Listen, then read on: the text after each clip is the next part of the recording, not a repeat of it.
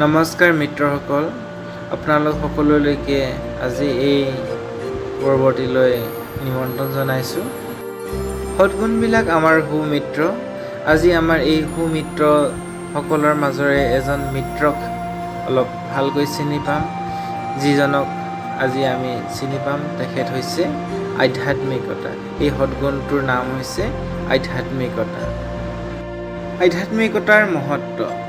আজিৰ বিশ্ব নানা ধৰ্ম, সমুদায় আৰু সংস্কৃতিৰে পৰিপূৰ্ণ। ইয়াৰ সমান্তৰালকৈ অনেক ধৰ্ম মতবাদো আছে।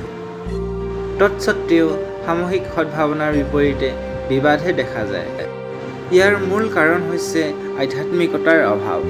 নানান ধৰ্ম আৰু সমুদায়ৰ একতাৰ মালাগথাৰ সূত্ৰধাৰ হৈছে আধ্যাত্মিকতা। ৰূপ ৰং ৰুধিৰ মাজত ভিন্নতা থাকিলেও প্ৰত্যেক মানৱৰ মাজত মূলতে নিবাস কৰে দিব্য শক্তি আত্মা। আৰু ইয়াক গুণ শক্তি প্ৰদান কৰাজনেই হৈছে পৰমাত্মা। জীৱনদায়িনী গুণ শক্তি আদি পাবৰ কাৰণে পৰমাত্মাৰ সৈতে থকা জ্ঞানযুক্ত সম্বন্ধই হৈছে আধ্যাত্মিকতা। আধ্যাত্ম সুখী আৰু স্থিৰ জীৱনৰ মূল মন্ত্ৰ। বৰ্তমানৰ বিজ্ঞানবাদী যুগত আত্মা আৰু পৰমাত্মাৰ মাজত অনেক প্ৰশ্নৰ উত্থাপন হৈছে, যাৰ কাৰণে সৃষ্টি হৈছে নাস্তিকতাবাদ। মানৱ জীৱনক সুখী কৰি তুলিবলৈ হ'লে আমি তৰ্কবাদৰ লগতে ভাৱনাকো সমানে স্থান দিব লাগিব। মানৱ জন্তুও নহয় আৰু ইয়াক ৰবটৰ দৰে পৰিচালিতও কৰিব নোৱাৰি। মানৱক লাগিব আত্মিক গুণ শক্তিৰ অনুভৱ তথা পৰমাত্মিক শক্তিৰ প্ৰতি বিশ্বাস। বাস্তৱতে এয়াই আধ্যাত্মিকতা। আত্মাৰ অমৰত্বৰ জ্ঞান আৰু পুনৰ্জন্মৰ আধ্যাত্মিক জ্ঞানে মৃত্যুৰ ভয় তথা জন্ম জন্মান্তৰৰ মোহ তথা ইয়াৰ পৰা সৃষ্ট দুখক নাশ কৰিব পাৰে। এজন বাস্তৱিক আধ্যাত্মবাদীয়ে জীৱনৰ ভূমিকাক এজন কলাকাৰৰ দৰে পালন কৰি যায়।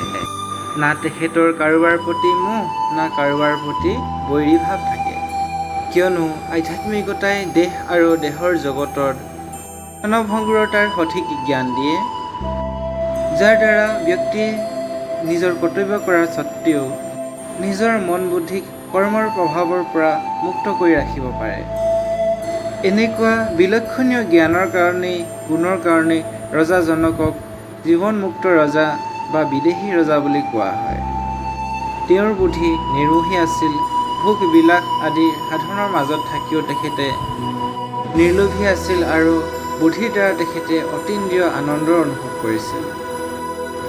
আধ্যাত্মিকতাই সীমিত ভাৱনাৰ দেৱালবিলাক বিনাশ কৰি উচ্চ মনৰ কৰি তোলে আৰু জীৱনৰ লক্ষ্য পৰমানন্দ অনুভৱ কৰায়। আধ্যাত্মিক ভাৱধাৰাৰ ব্যক্তিয়ে লাভ হানি, জয় পৰাজয়, নিন্দা স্তুতি আদি সকলো সময়তে সমান ভাৱত থাকে। জ্ঞানৰ সাগৰ পৰমাত্মাৰ জ্ঞান আলোকৰ মাজত নিজৰ মনকে নিমগ্ন ৰাখে। আহক আমি সকলোৱে আধ্যাত্মিকতাৰ সৈতে বন্ধুত্ব কৰোঁ আৰু আমাৰ জীৱনক পৰমানন্দেৰে আনন্দিত কৰি তোলোঁ। ধন্যবাদ।